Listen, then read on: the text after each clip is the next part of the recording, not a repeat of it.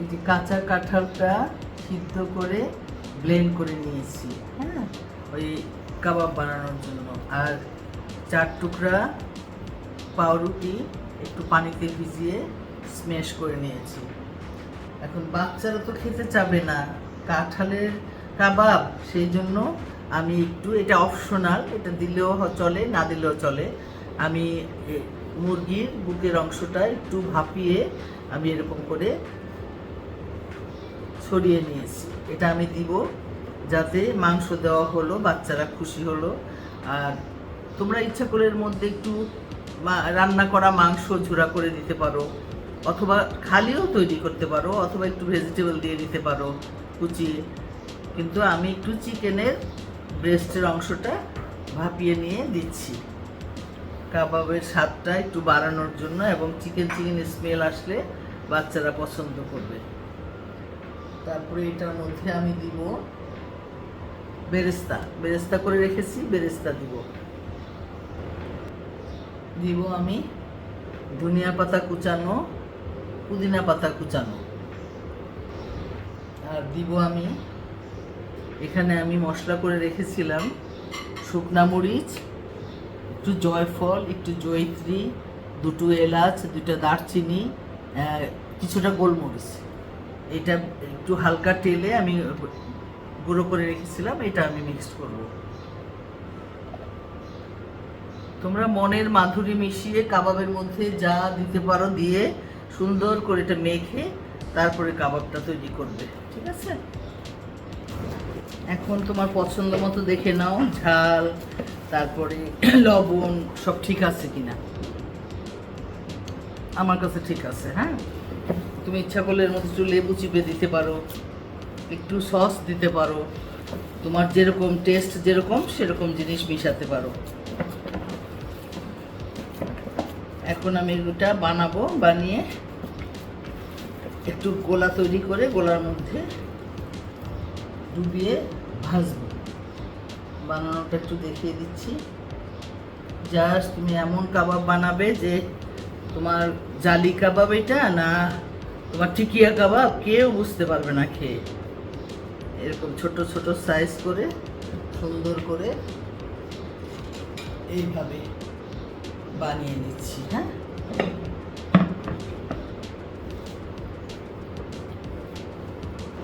এই কাঁচা কাঁঠালের দিন এলে তুমি এটা করে প্রিজার্ভ করে রাখতে পারো। আমি একটু বেশি করে করেছি যাতে প্রিজার্ভ করে রাখবো, বাচ্চারা টিফিনে নিতে পারবে। হঠাৎ করে বাসায় কোনো গেস্ট আসলে তুমি ভেজে দিয়ে চায়ের সাথে দিতে পারো টা হিসাবে। খুবই উপাদেয় এবং খুবই মজার জিনিসটা, অবশ্যই হেলদি। এখানে সব কিছু আছে যেটা নাকি তোমার খেলে কোনো অসুবিধা হবে না। বাইরের কেনা কাবাব না খেয়ে তুমি বাসায় এটা করে প্রিজার্ভ করো। আমি এটা প্রতি বছর করে রাখি। এটা করে ভেজে খেয়ে দেখো, যদি মনে করো ভালো লাগছে তাহলে আমার চ্যানেলটি সাবস্ক্রাইব করো এবং লাইক কমেন্ট করো, ঠিক আছে? আমার মনে হয় তোমাদের অপছন্দ হবে না। খুবই পছন্দের একটা জিনিস তৈরি করলাম আজকে, কাঁচা কাঁঠাল বা এঁচোড়ের কাবাব। এটা এভাবে করে আমি ফার্স্টে ডিপ ফ্রিজে রেখে দিব। যখন একটু শক্ত হবে তখন এটা জিপলক ব্যাগ অথবা কোনো কন্টেনারে রেখে দিব। বহুদিন ঠিক থাকবে, এটা কোনো নষ্ট হওয়ার কোনো চান্স নেই। শুধু তুমি যখন কেউ কোনো গেস্ট আসবে একটু 2 মিনিট বের করে রাখবে। একটা ছোট্ট বাটিতে তুমি একটা ডিম, একটু সামান্য আটা, একটু সামান্য বেসন, একটু লবণ দিয়ে গুলে জাস্ট ডুবিয়ে ডুবিয়ে ভেজে নেবে। আজকে আমি তোমাদের কয়টা ভেজে দেখাচ্ছি, ঠিক আছে বন্ধুরা? এখন আমার ভাজার পালা। ফার্স্ট একটু গোলা তৈরি করে নিই। একটা ডিম দিয়েছি, একটু লবণ সামান্য দিয়েছি, আর সামান্য একটু ওই মশলা গুঁড়োটা দিয়ে ফেটিয়ে নিচ্ছি।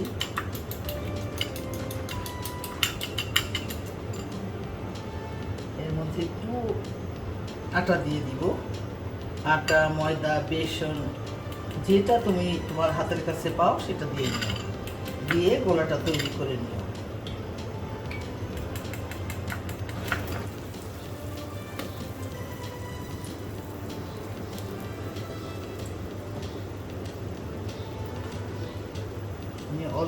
করে ভাজবো দেখে অল্প গোলা তৈরি করেছি, আর বাকিটা সব আমি ডিপ ফ্রিজে রেখে প্রিজার্ভ করবো।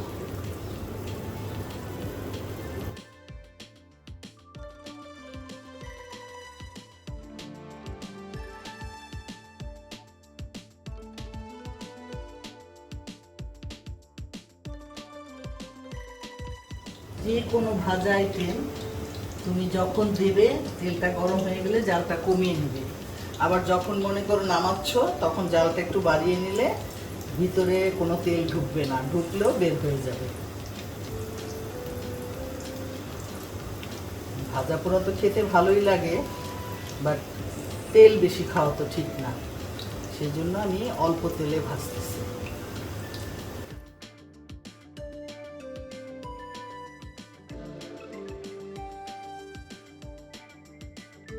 হয়ে গেল আমার ইঁচড়ের কাবাব, আমি এখন নামিয়ে নেব।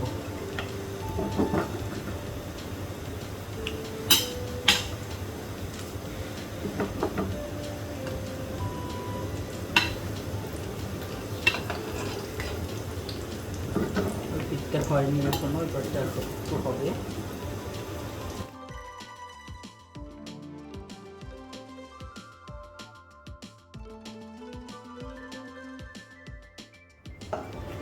আমি বাসায় টমেটোর সস করে রেখেছিলাম, এই সসের সাথে পরিবেশন করছি, দেখো কেমন লাগে খেয়ে। ধন্যবাদ বন্ধুরা।